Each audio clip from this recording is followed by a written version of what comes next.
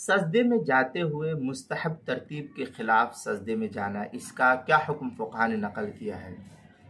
چنانچہ سجدے میں جاتے ہوئے پہلے گھٹنے زمین پر ٹیکنا چاہیے، جو گھٹنا ہے اس گھٹنے کو زمین پر ٹیکنا یہ افضل اور مستحب ہے۔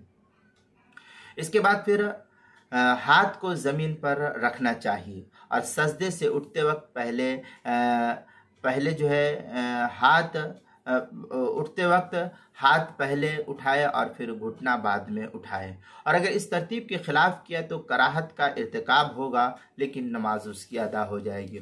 اگر کسی کے لیے کوئی عذر ہے کہ پہلے گھٹنا ٹیکتا ہے تو عذر کا حکم یہاں نہیں بیان کیا جاتا، عذر کے لیے مسائل الگ ہوتے ہیں جو باب المریض کے اندر بیان کیے جاتے ہیں۔ بارشدہ اگر کسی کو عذر ہے تو پھر وہ اس کے لیے جو سہولت ہے اسی سہولت کے ساتھ اس کو نماز ادا کرنا چاہیے۔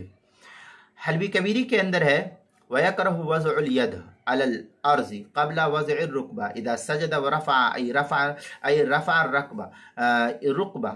رکبتی۔ یہ اس طریقے کی عبارت جو حلبی کبیری کے صفحہ 346 کتاب المسائل پہلی جلد صفحہ 383 پر اس کو نقل کیا ہے۔ یہ مسائل جو عام طور پر بیان کیے جاتے ہیں وہ عام حالات کے بیان کیے جاتے ہیں، باب المریض اس کو نہیں بیان کیا ہے۔ جو کتاب المریض ہوتا ہے، جو امراض میں شکار ہوتے ہیں، ان لوگوں کے سلسلے میں ایک الگ ہی بحث ہوتی ہے جو الگ ویڈیوز کے اندر بیان کی جاتی ہے، لہذا یہاں پر وہ حالات نہیں بیان کیے جا رہے ہیں اور نہ ہی وہ مسائل بیان کیے جا رہے ہیں۔